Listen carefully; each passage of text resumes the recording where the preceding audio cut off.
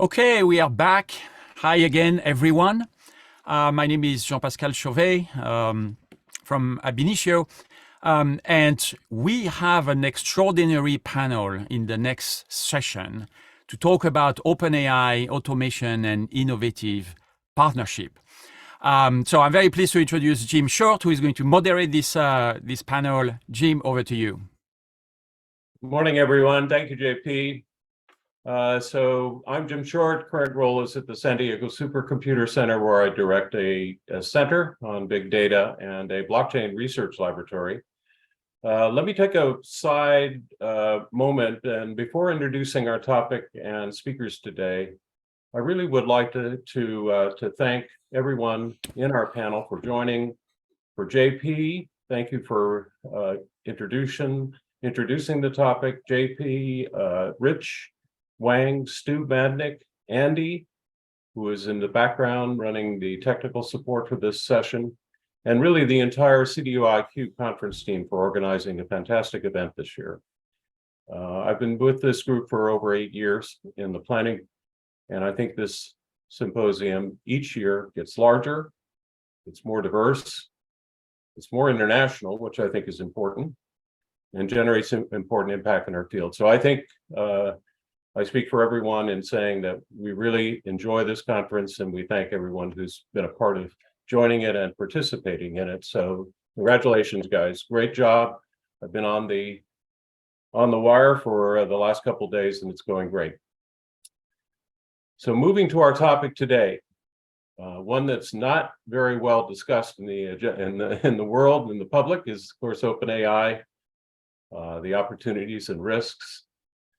Obviously, the interest in this has exploded. AI, depending on how you want to catalog it, has been around either for a long time or not very long time if you're talking about the public use of large language models in the ChatGPT versions. There are a lot of questions about the public sector use of this, the consumer use of this, and the corporate use of the AI technologies. And the purpose of, and of course, this is an international phenomenon. We'll talk primarily today about domestic, but on our panel, we have a lot of international experience. Dr. Attia has served in many capacities internationally at IBM. So I think in the question set, if we want to talk a little bit about what's going on in, for example, the EU or other areas, this panel has that expertise. So it's a pleasure to introduce our speakers. I'll keep this short. Their speaker ID on the website is pretty comprehensive. First speaker is Steve Orrin. The headset on here today. So Steve is a CTO at Intel, senior principal engineer. We've worked with Steve for many years. He leads the public sector solutions architecture, strategy, and technology departments, and has held a variety of different technology posts within Intel.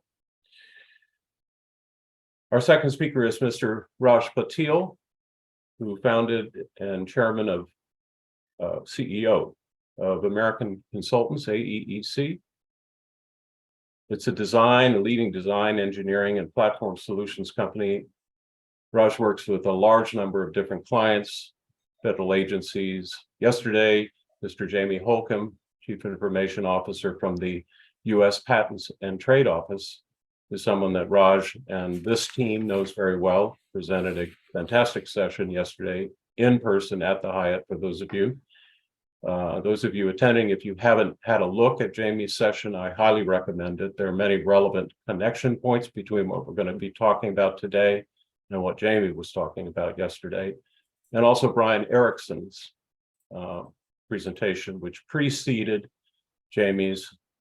Brian is the chief artificial, they're changing these role definitions in the federal agencies. As you know, Brian is a senior guy, a captain in the US Coast Guard, and is a helio guy, helicopter guy. So he knows something about mission enablement. He flew helicopters in dangerous situations at night.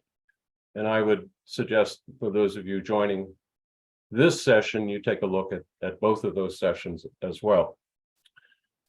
Our third speaker, Dr. Naguib, computer science guy, who has been in and built a fascinating career at IBM, which involved line business senior experience in Mideast, Asia, and Africa domains, and then shifted to the intellectual part of the business. That's very intellectual, obviously, on the management side, then shifted to the knowledge generating side on the university partnerships, and got involved with a lot of us, including myself, in building out some of the IBM strategies for how to work with educational universities. So he's an expert in that. And some of his comments today will comment on what he has seen in the knowledge building activities and what some of the objectives and mission of the partnership programs that he put in place are about. Our final speaker is Dr. Chetan Baru, who's an old friend and colleague. Chetan was part of the founding group of the San Diego Supercomputer Center back in the days when it was General Atomics, and he was a faculty member at the University of Michigan a long time. So he has been part of the executive team at SDSC over those years, set up the center that I currently direct, and now, as in view of a lot of the activities underway at the NSF and setting up new programs, they've got some fresh money from Congress to do some interesting things. Chetan can explain what that means. They have the Technology Innovation and Partnerships Program and a variety of sub-elements within that. Chetan at the NSF set up something called the Data Science Core. He's been an innovator at SDSC as well as now at the National Science Foundation. So I'll just thank all of our speakers. I'm giving a little bit of an extended discussion. This is a very experienced group. A lot of years of experience here in dimensions, which is corporate, university, and also with Steve and with Raj, have worked with the federal agencies for a long time. So there's deep experience here, and I will now get to the subject and the presentations at hand.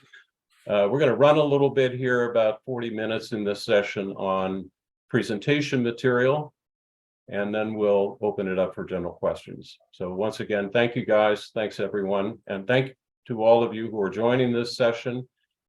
We do appreciate it, and off we go. So with that, too long introduction, but I think it's useful to give everyone a context for the work relationships between this group. Steve, over to you. Thank you. And so let me get this up.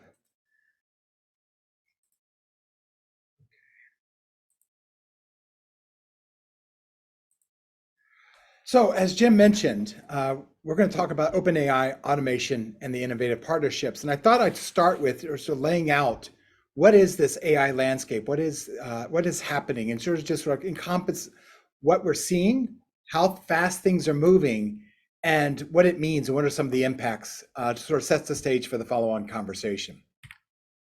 So first and foremost, AI is many things. There's a lot of algorithms, a lot of infrastructure, a lot of math, a lot of opportunity.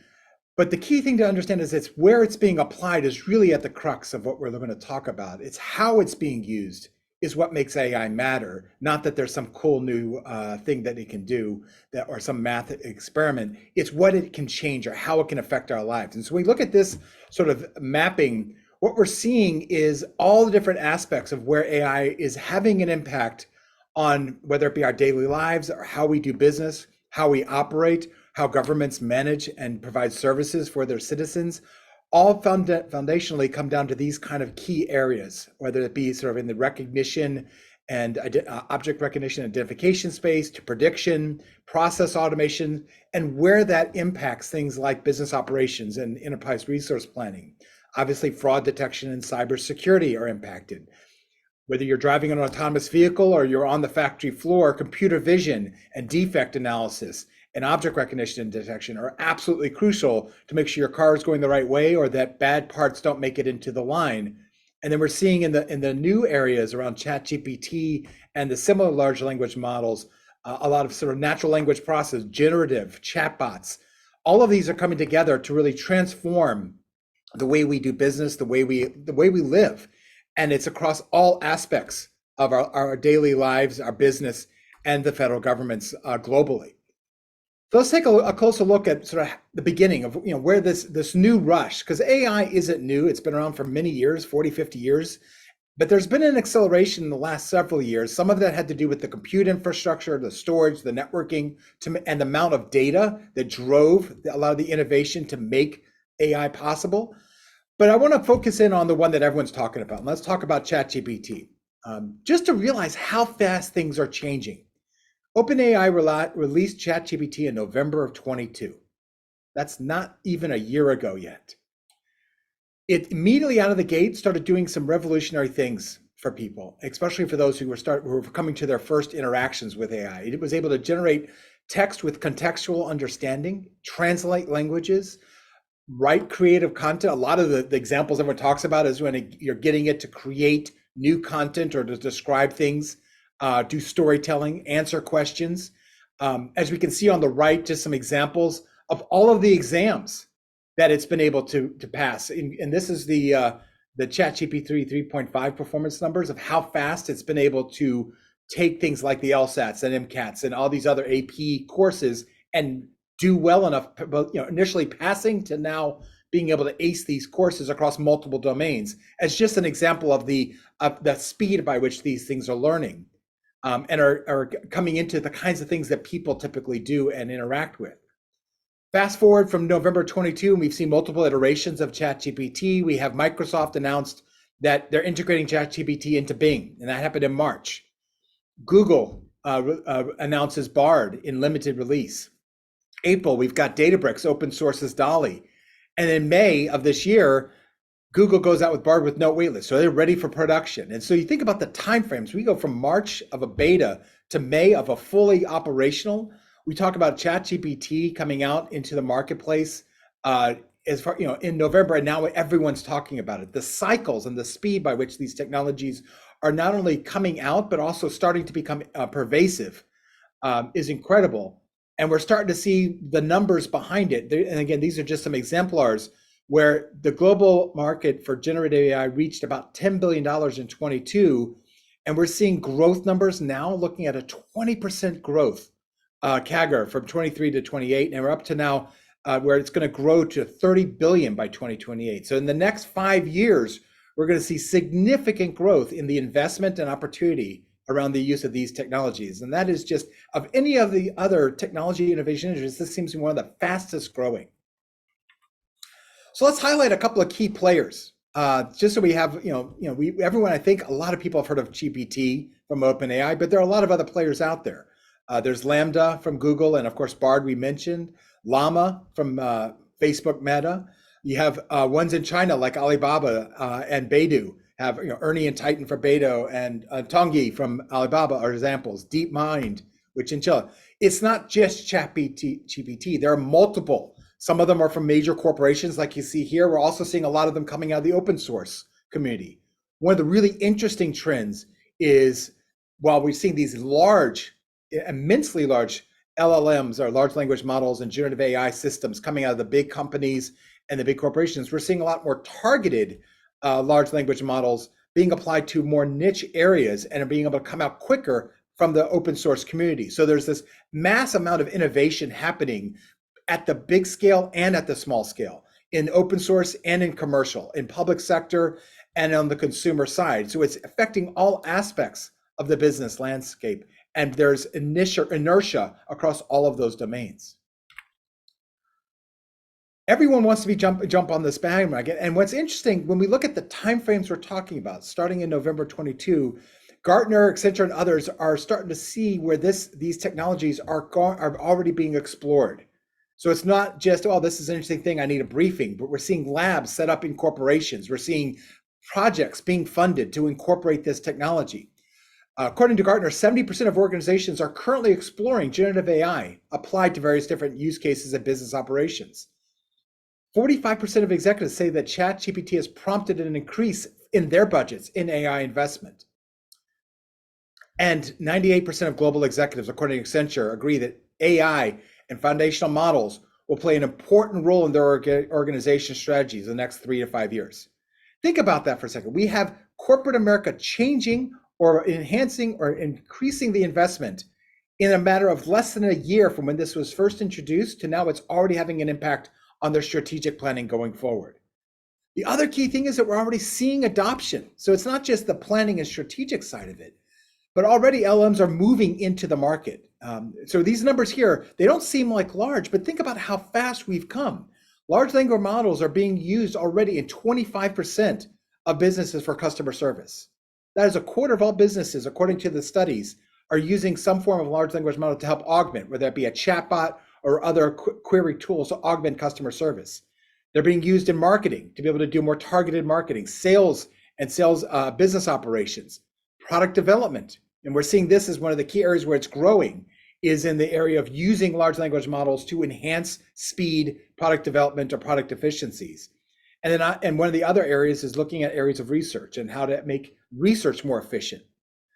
Now, while these numbers seem small, the rate of change from going from 0 to 25% in this time frame is really what's amazing. And you go back to the slide previous when we talk about the CAGR and the growth, we see those numbers are going to only increase over the next several years. So let's take a look and see a little deeper and what are large language models actually doing, or how are they affecting day-to-day business? And I will pick on chatbots as one example. And let's just look at sort of the places where chatbots are being used across multiple vertical domains. Examples here that I'll highlight: legal advice chatbot, both for the consumer, think like the legal websites being able to provide Q&A, to actually paralegals and lawyers being able to do some of the preliminary research using internal chatbots trained on the legal precedents of the last 50 years, of being able to look at the law books, look at the tax code, and be able to process that faster and more efficiently to be able to help paralegals and lawyers and business teams get at information more quickly and in a more interactive, natural way than going and finding the book and trying to figure out the law for themselves. Obviously, there's going to be differences in how effective these are in each domains, but we're already seeing it, like I said, being used for these interactive queries and for these conversational aspects of insurance claims, being able to do better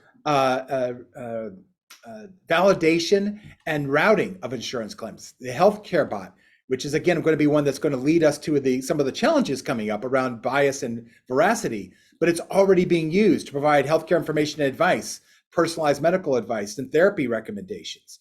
We're seeing chatbots being used in banking, not just the automated teller, but now actually you can have conversations to be able to navigate the complexity of personal finance.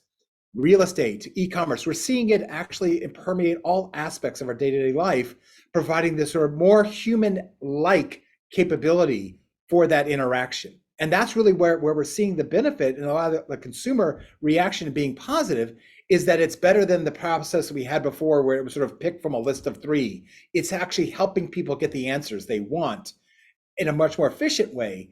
And really from the business perspective, it's a cost of savings by not having to man these call centers with people or be able to have to do manual lookups of some of this information. When we look at the broader domain of where LLMs and generative AI and where they're going to be impacting some of the emerging use cases, and there are a lot here, but one of the first things to walk away with is there really isn't a vertical out there or market that isn't already being impacted by large language models and generative AI. Some are earlier in the adoption curve, some are later, some are more thinking about the future strategy, but we've already seen both large-scale commercial organizations as well as startups in each of these areas. Transforming IT and DevOps is one of the areas where we're seeing a lot of innovation right now in code review, code translation, localization, simulation environments, really helping to make the code process faster.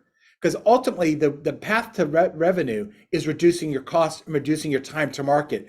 So areas where these kind of technologies can reduce inefficiencies, speed the time to deliver on product code, and speed that process is absolutely something that a lot of these startups are jumping on as a way to get their products out the door more quickly. The area of cybersecurity is an interesting one. It has not been as well adopted there. I think there's a lot of concern around how accurate the results would be. There's a lot of, I want to know how secure it is, but it's important to know we're already seeing the adversaries leverage ChatGPT like use cases, malware generation, phishing campaigns. So while the cybersecurity market is slow to adopt these technologies, the attackers, the adversaries are already jumping on the bandwagon and are using these tools to make their attacks more efficient. When we look at some of the other marketplaces, manufacturing, financial services, we're seeing ChatGPT style use cases, large language models being applied across the board. In the area of government is one I think that's really interesting. And we've seen a shift in policy, not just in the experimentation, but in policy of driving adoption of generative AI, large language models into operations and processes, whether that be efficiencies in contract and acquisitions process, to logistics optimizations, to even correlating intelligence. Across all domains of government, both national defense and citizen services, we're seeing where large language models are already being tested and adopted, and in many cases being budgeted for in upcoming budget recommendations. So it's an exciting time from an area of vertical integration of these new technologies. However, with great power comes even greater need for responsibility. There are challenges with large language models and with this revolution. And there are a lot of things that CDOs, CIOs, and really CEOs on the board should be worried about, as the technology is moving faster than many of the controls can keep up with. And I've listed here a couple of the key areas that we need to be cognizant of as far as what some of those challenges are. Some of them are intrinsic to the way ChatGPT or generative AI and large language models work, like bias. And how do we make sure that biases aren't introduced into these language models?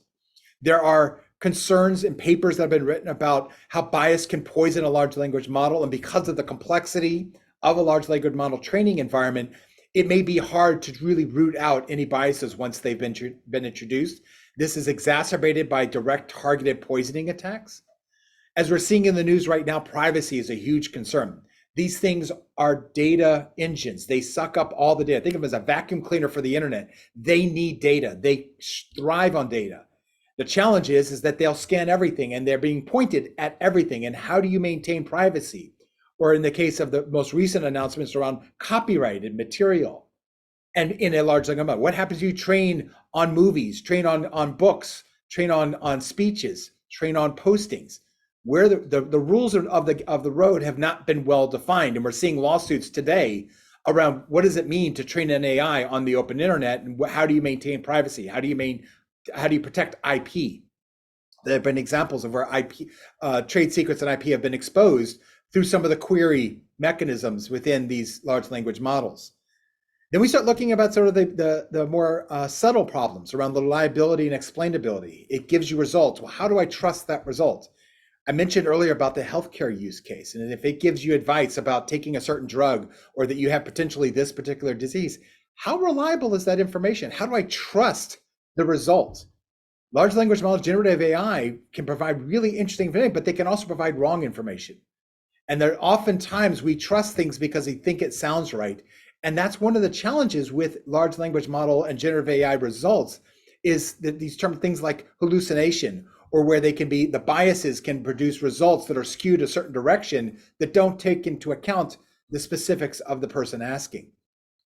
As Naguib will talk about in a few moments, there's a large impact to the workforce. I want to start with, I don't believe that AI is going to put everyone out of jobs. However, it is going to make a lot of the things we do manually or inefficiently much more automated and much more efficient. It's going to speed processes. It's going to reduce defects. It's going to have a major impact onto the workforce. And the organizations that understand how to train their workforce and enable their workforce to leverage these tools will be best set up to exploit this technology to the maximum degree. Organizations that are trying to figure out and fight this innovation are going to have a harder time. And how do we enable our workforces to become AI aware and AI proficient? As we're hearing in the news a lot, ethics and responsible use is the topic. It's what we're hearing about in the public sector. We're hearing on the global market and even at the UN. What is responsible use of AI? What are ethics? And as Jim and the team that we've talked about it multiple times, sometimes ethics is in the eye of the beholder. And so how do we properly control or regulate an AI, or even if that's the right approach? These are some of the conversations that are happening today at the global scale, but they are also happening within organizations. When ChatGPT first started getting adopted, there was a quick rush by CIOs to put out a policy of what is allowable use of this tool on corporate networks. How do you protect corporate IP? The regulatory bodies are trying to play catch up and figure out how do we not block this innovation, but at the same time protect the domains and the regulatory regimes that need to be protected. So in conclusion, there's a lot of potential promise here around large language model, generative AI, and what comes next. And it's already having an impact on day-to-day lives, on businesses and public sector. And the financial models are going to continue to grow, where there's going to be continued investment. And it's our challenges as CIOs, CEOs, CDOs, and CTOs to make sure we're building our infrastructure and our policies and our controls to be able to manage this innovation and be able to get the best out of it without compromising security, trust, and privacy. And so with that, I'll turn it back over to Jim. Thank you. Steve, thank you very much. You've given a very comprehensive kind of taking a landscape view of it, and of course introduced a million topics. And what we're going to do now for the rest of the session is to try to triangulate on some of the key elements in pieces of that landscape that you presented. So what I'd like to do now is to reintroduce Raj Patil, who's a founder and CEO of AEEC. And what Raj is going to do is move us from a landscape view into a specific field view of engagements that he has undertaken in the area of chatbots and in artificial intelligence with some federal clients. So Raj, thank you for being here. Thank you for speaking, and over to you.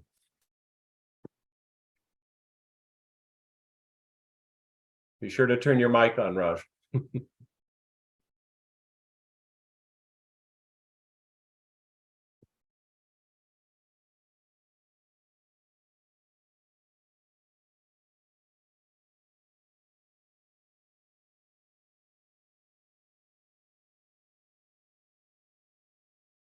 Okay, sorry about that. Can you hear me now, Jim? Okay. You guys hear me, Jim? I can't hear you guys, sorry. Raj, you're good to go. Carry on. Okay, I'm good to go. Okay, thank you. Well, thanks, Jim, and thanks to the CDOIQ organizers for having me over in this conference. And I'll be briefly touching base on how we work with diverse stakeholders, our partners, clients, and achieve success with data. And before I begin, I just want to let you know the contents and the presentation are not representation of any government agency or any of our clients. It's basically the experiences that we've had with our company, AEEC. So way of introduction, AEEC, we are a mid-sized technology and engineering platform company based out of Washington, DC, where we focus on offering digital transformation solutions to our end customers. And through this digital transformation solutions, we have implemented a fair amount of AI, ML, enterprise-wide applications to enhance our customers' missions, to achieve their mission in a faster, better, and cheaper ways. I will be presenting you 3 examples of how we have done these real-time examples with the deployment of some solutions, and then also touch base on the innovation lab that we started in our company about in 2015. And the innovation lab is a vendor-neutral platform where we co-create, co-develop, design, test, and scale the offerings in this AI ML in a fail-safe environment. Steve earlier talked about the opportunities with this large language models pretty comprehensively. So this year is, just showing you some of the lessons learned in various adoptions of AI ML. I will be covering only a few of the topics. Yesterday, Jamie Holcomb talked about the opportunities that he's implementing at the US Patent and Trademark Office by creating product catalogs and data catalogs. And that's how he's basically looking at this opportunity as new ways of working. And also we've seen clients doing the AI ML adoption with having improvements in their people, process, and their knowledge-based systems. From a process perspective, this is just a roadmap of system integrations that we have undertaken. Highlight few examples, just few steps here. After we do the data acquisition and data cleansing, we get into the model development and training, where data scientists, data engineers get into fine-tuning the models, optimizing those for accuracy and optimization. And then we get in this code development and partnerships in the iLab, just some steps in the process here. And when I talk about partnerships, it's, we work with the cloud service providers like Google, AWS, and Microsoft Azure. But more importantly, it's a reiterative process where we have multiple stakeholders involved in the process. So not only the technologists, but also policymakers, security personnel, people with the domain expertise, as well as legal expertise. In terms of regulatory hurdles, I think obviously, anytime you have a personal identifiable data, PII data, it increases the time for adoption of AI ML to get into the privacy compliance issues. And then there's the data availability and quality of data. What I mean by this is, the silos, the data silos that are present even in the same organizations, and the data ownership with different groups. One example, in a wastewater treatment plant system, we were optimizing the chlorine injection for the wastewater treatment systems. So working with the engineers and plant operators, we were very easily able to get all the historical data from the SCADA, the supervisory control data acquisition systems. However, when we started doing our cost benefit analysis, it took us 2 months because the financial data was residing in a different department in the same wastewater treatment plant with the procurement and finance group. I will present you here a use case that we have co-designed and developed for the U.S. Patent and Trademark Office. Just to give you a way of background, in year 2021, U.S. Patent Office had 650,000 patent applications and roughly 900,000 trademark registration applications. I give you this background to let you know, to see the sheer volume of data and the patent analytics and the storage that this single agency under the Department of Commerce has. However, we have one trademark assistance center. So we automated deployed this chatbot solution where it's giving you faster and accurate responses for any of the queries that people have. And we started off with a very basic, 10 frequently asked questions, and then scaled that operations. We used open source RASA framework. So we use natural language processing and natural language understanding framework. And of course, the outcome here was the increased customer experience. The next example here is a virtual assistant. It's basically to understand, get customer feedback in terms of the services that have been rendered, and to understand, areas of improvements and make any decisions that are based on data. And this allowed us to get some insights from the customers, from people using the system as to, areas of improvements, and also helped us with the content management for our responses. Always one lesson learned here is to make sure there is a choice to interact directly with the human agents. This next example here is the image search and classification that has been deployed at the, again, U.S. Patent and Trademark Office. And those of you who are not aware, U.S. Patent and Trademark Office is a self-funded agency, right? So it's a revenue generating agency.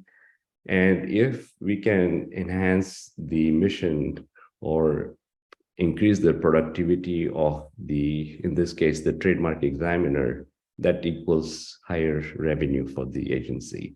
And critical thing here, as we increase the speed of processing, we also want to make sure the accuracy is also high, because you don't want to have trademark infringement issues down the road.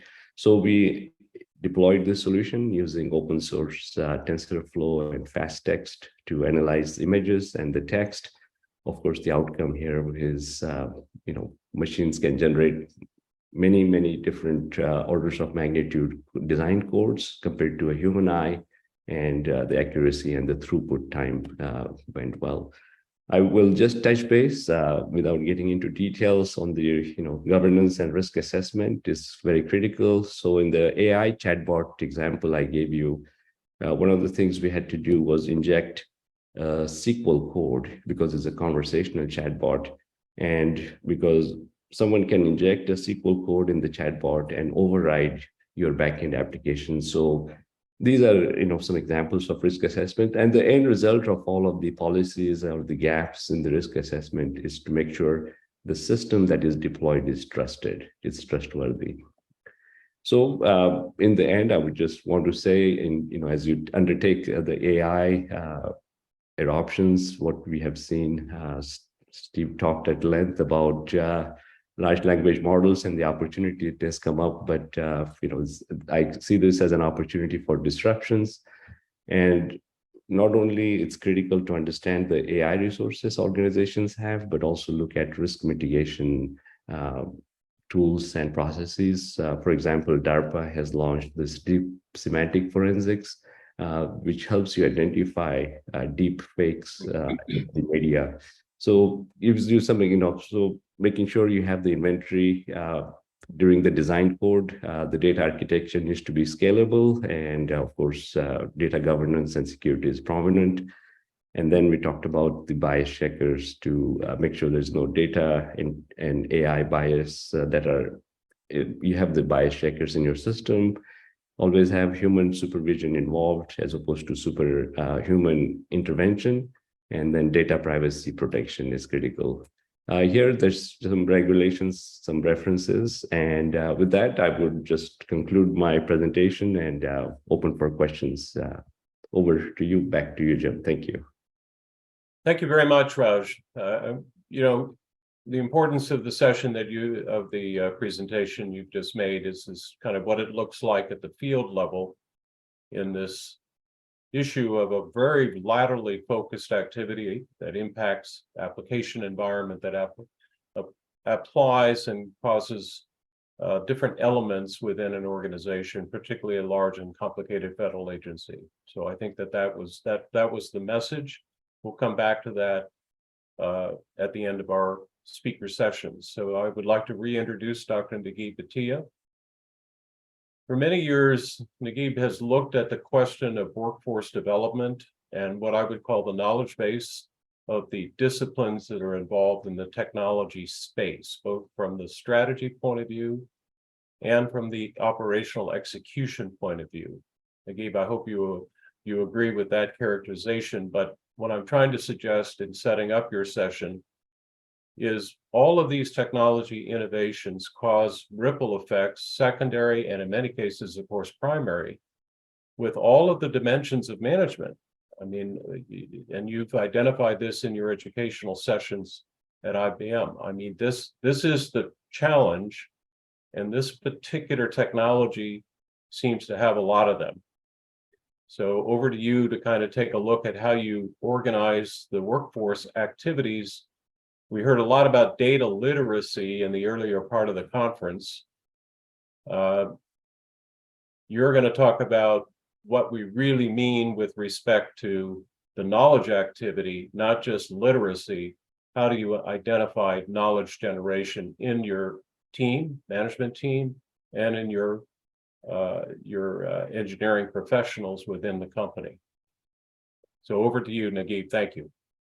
Thank you. Thank you, Jim, and thanks CDOIQ for inviting me to speak in this conference.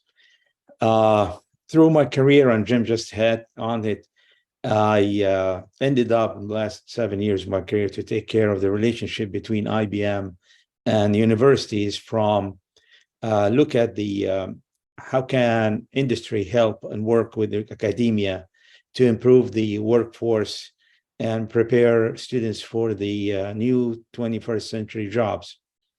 So through these 7 years, I came across many challenges. I'm going to go through some of the challenges that now becoming reality after the AI. I remember I introduced the attention and I paid the attention of AI globally in 2013, and I told many, many university presidents, AI is going to hit you and you're going to be behind if you don't start now. So I'm going to give you some statistics and so I'm going to give you some of the challenges that's facing, as well as some proposals here. So we all know that it's now challenging shortage, domestic and globally. Then based on that, look at domestic, the US companies, and all of you knows, industry doesn't wait. So they start moving AI R&D abroad because there is not enough graduates and not enough manpower from coming out of academia. Plus, some of the graduates are not ready for industry day one. So the statistics here is very, very alarming. If you have 11.5 million workers need to be reskilled as a result of AI, intelligent automation alone will not make it. And 11.5 million going through reskilling will impact the bottom line of the companies, will impact the production, as well as impact the performance of this company. Secondly, we start seeing the last few years that the first time that the number of jobs opening in the States are larger than the number of skilled Americans. And I'll say in AI, the numbers are really, really big challenge. So what happened is companies, and that was one of the programs I started in 2013, almost 10 years now, they start giving skilled, very highly skilled training to the students at campus as well as their companies.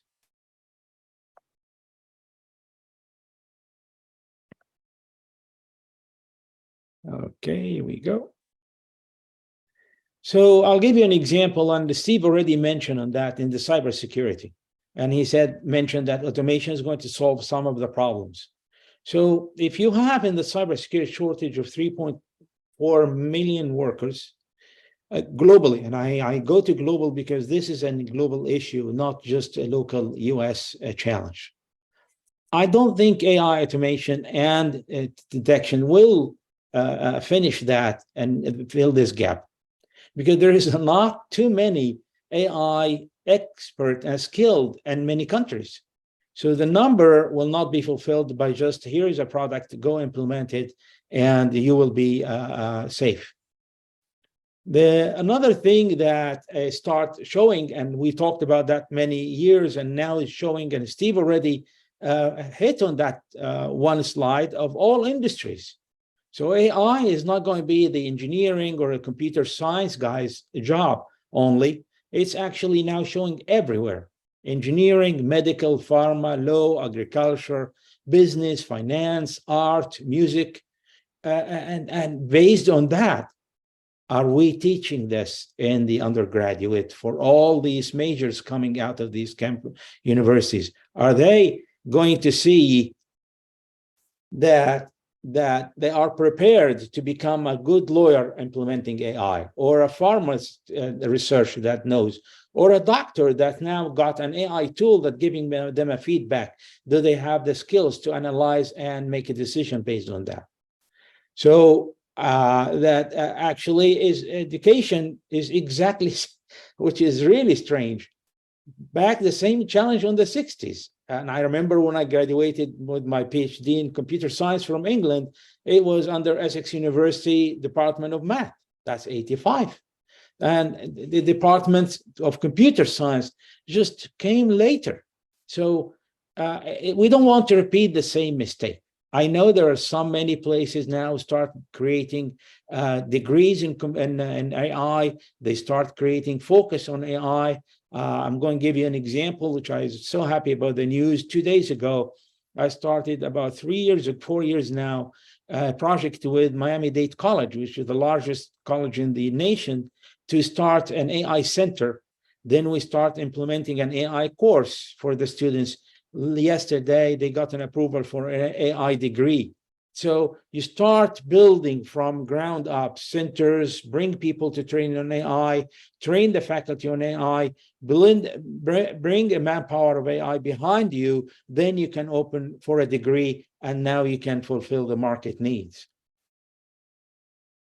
Another area is the government actually collaboration and industries. And I really liked what NSF started a few years back also, when they made the challenges of AI centers.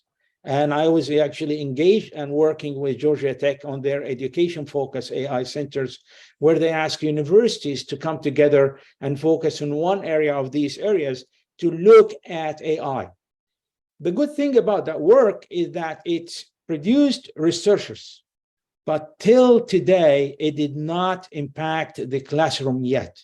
It is not in the mass scale that will fulfill the 3.4 million gap in the security or the 11.5 million gap in AI globally. They start again getting the awards and think of it research, think of it of few masters, few PhDs. But I used to give an example, and Jim used to laugh about that, is for every PhD graduate, we need at least 500 to 1,000 undergraduates, which we always trying to assemble it as an army. You don't have all army generals, you have one general and 1,000 soldiers. The same for AI, the same for all these skills. You need 1 or 2 or 5 PhDs, really researchers at the bank, but behind them there's 500 workers that knows AI and do the LLM models and do the chatbot building and do the development and do all the work. That's not yet seen as an outcome from this project yet. Maybe it will take a few years. Another motion start coming out is their associations start paying attention to the noise that the ChatGPT brought up. And Steve and Raj mentioned many challenges of them. So organizations that start as like Association for Advancement of Artificial Intelligence came together after all this noise, and after Elon Musk said, hold on, wait for 6-month development. And I was not really supportive of that hold on, because you hold on, but the bad guy will not hold on. You are behind already. So there is a lot of organizations who are coming to say, we need to come together, we need to look at it. How can we make sure that what is coming out of the market is ethically correct, is non-biased, is true, AI is not going to lead to disasters. And that's what the European Union report came also in May, to look at the human-centric essential development on the artificial intelligence. I like this movement. There are plenty of them, and you can look at them every week. There is a collaboration. There is a conference. There is an organization coming up, popping up, looking at what AI is going to do. That's a good cushion around the development of AI, which will help academia to put in their consideration these issues and their teaching or developing AI products. So I'm going to give you a world view of this. We don't have enough AI academic programs worldwide. And if I can mention countries where there may be 2 or 3 AI experts in the whole country. And you can also see that the brain drain that started happening and did happen in the 60s, 70s, 80s, is start working now globally around AI. Many statistics about brain drain coming out of third world countries, and is going after that. Another thing that is promising I've seen is the collaboration between some academic institutions as well as industries, such as IBM built a lot of relationship with universities. When I left, I have over 3,000 universities that at least we give them some introductory to AI. The key here, I will ask between academia and industry, is for industry to open AI products and technology to academia for free. Academia don't have enough infrastructure or enough money to buy all these tools and all these technologies. So one thing I did when I was in IBM is I opened all technologies for IBM, as at least I can say all, not 100%, but some majority of the AI technology and the majority of other technologies were available for academia for free. I will encourage all the companies that are part of any initiative with any government organizations or anything that they promise that they will let the academia use their technologies for free, as well as with the big challenge I will mention here is the infrastructure for many universities locally, US and globally, is the infrastructure and the use of cloud. So some companies, and I don't want to mention names here, but most of you knows that the big companies will allow you for starting a free cloud part, but is not enough to run for a professor to run a class of 25 students, and is not enough for the students to do their homework. So that cloud offer actually is not helping because it crashed the whole class in the middle of the semester. So what we need to do, as I did, is we study the load of this class, number of students, and make sure that you provide free cloud as well as free technology for the whole semester.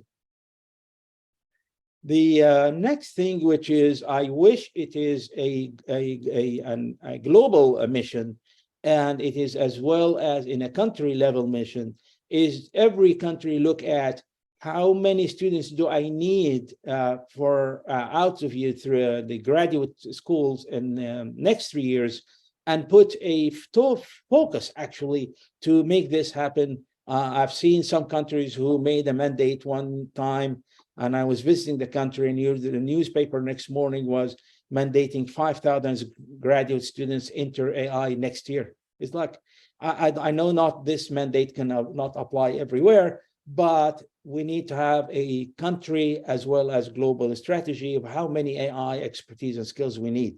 The one that can play a big role in this is, I think, the United Nations with their focus on AI, is to look at AI from, it has to come from universities, not coming from a small company or online training or the company that just pop up to give you a course for free, which is 3 weeks of AI, and then you claim you are AI expert. That will be a disaster because you bring someone with a title that doesn't make any sense. So another thing is, I mentioned earlier, is the lack of cross-discipline AI. Okay. Not too many people teach AI for undergraduate in many majors. Maybe they get exposed to AI 2-3 hours at their senior year, business schools or medical or pharmacy or even many areas of engineering. So you don't want to wait to teach that. You actually need to teach it with a real plan for each major. How much AI should I train my graduate on this degree on AI? And I start from freshman year. And actually, I've seen it now moving into high school. How can we implement it into the high school in some districts? Another issue, which is a global issue, is even if some universities in some countries will teach AI undergraduate, they don't have a graduate program for AI. They don't have masters or PhDs. And I'm mentioning countries, not a university, but the whole country. This is going to be impacting because AI is global, is not going to set in your computer, is going to be open to all through the technology. So everyone globally will be imposed or impacted by it. Few AI postdoc awards now are happening and offered by industries. Industry used to be generous in giving postdoc and giving money to universities to enhance or either postdoc or a visiting professor to the industry or that. I have seen it last 5 to 10 years, possibly cut by half. Actually, for the AI mission, and the universities and industries are known now, they are struggling to find what they need. They really need to double it, or maybe multiply by more than double, is to bring postdoc and bring faculty to be shadowing or postdoc training for faculty in many countries, so you can have what I used to call organic growth within the country for skills, not to have expats that they come in 1 or 2 years and leave you. And I mentioned that to many authorities in many countries. They have to think growing organically. They have to build it in-house. They have to train the students and build academia in-house. Otherwise, there will no way out. I will close here with a fantastic example. The UAE actually started a university at only focus on AI, and they call it Mohammed bin Zayed University of AI. I was involved on some of the discussion on that before my last year of leaving IBM, and actually IBM partnered with them and gave them all the technology they need for this university functional. I wish I can see this example repeated many places where you have a whole university focusing on AI, because this domain is going to really, really penetrate every aspect of your life. With that, back to you, Jim. Thank you. Okay, thank you very much, Naguib. So basically, I'm going to bridge to Dr. Baru here in 30 seconds. We're pressing time. So I want to advise people who are tuned in that we've shifted our strategy here to a content session, and we'll do some closing remarks. And Chetan and I have worked together for many years. We'll both do some closing activity here to make sure that Chetan has the time to identify some of the important initiatives that are underway in the NSF and to give his perspective on some of the previous speakers. Chetan, you and I have talked about this. You know, we have all these different implications. Naguib has basically said the universities may or may not be ready for this. We say we're ready. The companies say they're ready. You have a view on that. I think that's very important for this audience to know. And on the topics in terms of kind of what's coming on in the industry, the way I've written it down is we have, and this is after attending a bunch of different sessions on days 1 and 2, we have collaborative filtering, which was Amazon's big deal a number of years ago. Napster, which is industry disruption, which was very lateral and was disruptive to multiple industries. And we have decision sciences, which was a big field that Naguib knows and participated in, and he mentioned many years ago, which was what happens in the decision theory part of this? How do we build the knowledge? Knowledge engineers were something that Tom Davenport mentioned yesterday and wrote on in the 90s. How's the NSF going to play in this field? You carry a big stick in the scientific and research domain. Can you give us a sense of how you're thinking about this? You have a senior position in the technology in the new program. How are you looking at this? All right, thanks, Jim. I'm going to just take a few minutes to, maybe you can think of it as summarizing comments. I completely agree with Naguib on the education issue. We are falling behind badly and we need to keep up. We have been falling behind badly for decades on all technologies. And so we have to keep working on it. We have to keep bringing that up. I agree with Raj about there's an ecosystem view here. Data is an ecosystem. It's not just one app. AI really depends on data. And you heard about that through all of them. And also on Steve's excitement of what this can do. So what I'll say is, in some ways, this time it's different. Oh, well, first, as Jim said, the TIP Directorate, where I am, Technology, Innovation, and Partnerships, was in fact created to tackle some of the challenges that the nation is facing. It was created under the Chips and Science Act. It has to do with semiconductor industry competitiveness, but also AI and all the top, there are 10 technology areas that the Act mentions. And so that is important for us. I think this time it's different because what this new technology is doing, starting with ChatGPT, et cetera, is hitting the creative side. So all of our jobs are at risk. When I say our, I mean people, us sitting around the table here, and those of you in the room, your jobs are at risk, which is different from blue-collar jobs being at risk because probably most of us were never blue-collar workers, okay? And so many years ago when Jim and I, we started this lab at SDSC, where I'm not anymore, one of our original sponsors was Brocade, a deeply technical networking company. And Scott Pearson at Brocade, I remember, told me that when he goes to hire people and he was in the marketing function, he likes to look for kids from liberal arts colleges because they write very well. Well, guess what? I don't need those guys anymore because I can get ChatGPT to write my marketing material. So all the kids you're sending to Pomona College or Williams College near Boston, they're going to be having trouble finding jobs, right? So it's hitting us, and that's why a lot of angst. and it's hitting the creative function, right? If you look at the strike that's going on in Hollywood right now, it's exactly about this. It's not the same old, same old. That's my view. It's not saying, oh, there's a technological change and don't worry, we'll manage it. The current people just either have to be reskilled, which we never do in this country. We never worry about reskilling the people, or the new people will come and they'll be in the new technology. No, those jobs are going away, okay, because these technologies are taking them. So at the same time, we are falling behind in terms of training these people. So the creative things are going away, but I think as Steve mentioned, anytime you need factual information, you still have the issue, because ChatGPT basically lies. I mean, they've invented a nice word called hallucination. I actually asked ChatGPT, do you hallucinate? And it says, no, I don't hallucinate because I'm not a person, okay? And I asked, do you lie? And ChatGPT says, no, I don't lie because I'm a statistical model. How could I lie? So then I asked, do statistics lie? And basically it says yes, okay? So its view is people who use statistics, it says, oh, it's statistical model, but people have used statistics to say false things and so on.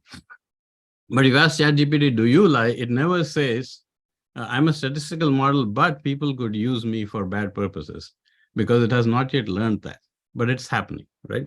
So that's where we stand in terms of what the challenges are. It's also, the world is moving very quickly, as we said, and it's because I'll call it the beta. We now live in the beta world, right? So beta world with Microsoft Word or PowerPoint was okay. You used it, it crashed once in a while, you cursed the system, you got a new release. Beta world in ChatGPT means you have what we have now, right? People, if you remember the story of ChatGPT, is the engineers went to Sam Altman and said, hey, we have this new thing. And Altman said, let's release it. And the engineers said, well, what's the point? I mean, this just answers some questions. And they weren't, you presume that maybe they weren't quite sure what it was all about, but they released it. Okay. And here you go. This is what you get when you release things in beta world. And everybody is now up and jumping. So as far as we are concerned at NSF, the way you can think of creative world being at risk is, what if ChatGPT starts writing patents? So you don't need your people in your company who write patents anymore. And USPTO could hire these kinds of systems, basically hire meaning use this kind of software to review the patents. Well, this is one of the things we are looking at now at NSF. What if people start writing proposals using ChatGPT? And what if reviewers use ChatGPT to review proposals? In that case, if I'm at NSF, I don't need the research community. I just ask ChatGPT to send me a proposal. And I ask ChatGPT again to review the proposal. And then I decide I'm going to fund somebody to work on it, right? Well, of course, none of that really works because, first of all, what is the notion of creativity when it comes to filing patents or writing proposals, and where do we stop? So these are all big questions. And I think Steve did mention this notion of responsible AI.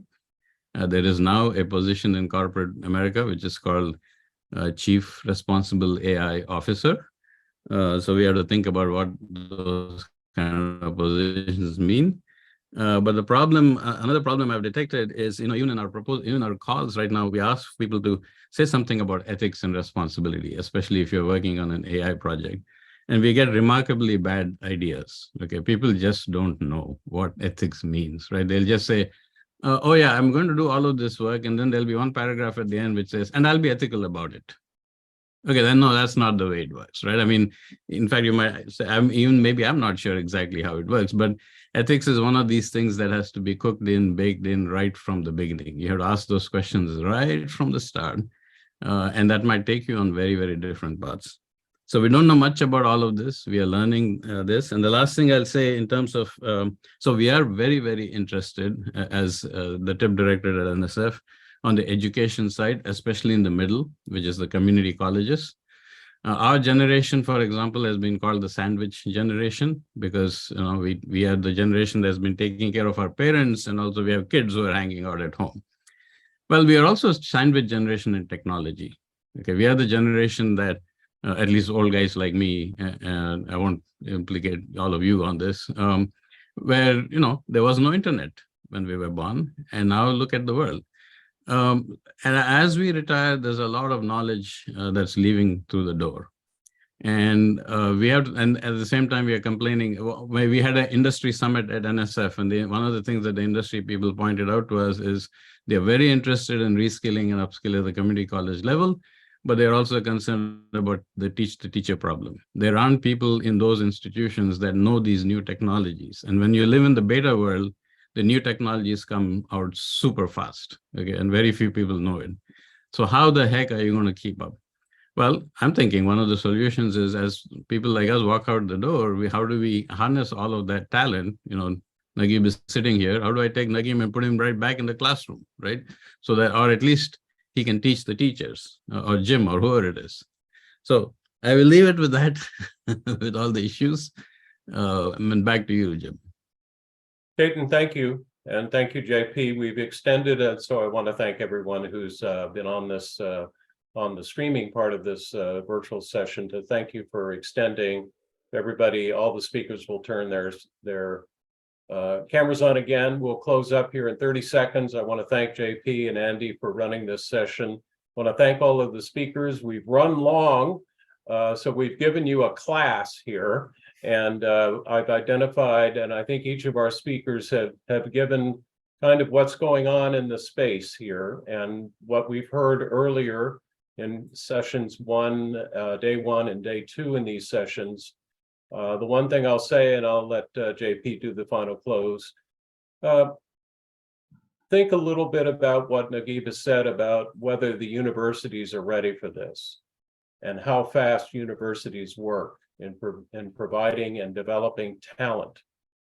In every tech space this group knows, is you run out of talent very quickly, and you get into a bidding war for the people that need to work in your organizations, and it can get ugly. And so I do suggest to anyone here who has roles in their companies or the federal agencies that they represent, to get together yourselves with a conference like this and with universities that you've worked with, to get going on the talent pool, because this is coming hard and fast, as Steve has mentioned. So JP, thank you for letting us run a little bit. That's appreciated. Over to you for the final close. All right, thank you, Jim, and thank you, everyone. I wish we could continue this talk and then have a discussion for hours. This is fascinating. Lots of questions have come. I have a lot of questions myself. This will be for some. Thank you, everyone, and stay tuned for the next session in half an hour. Thank you. Thank you. Thank you. Thank you, Jim.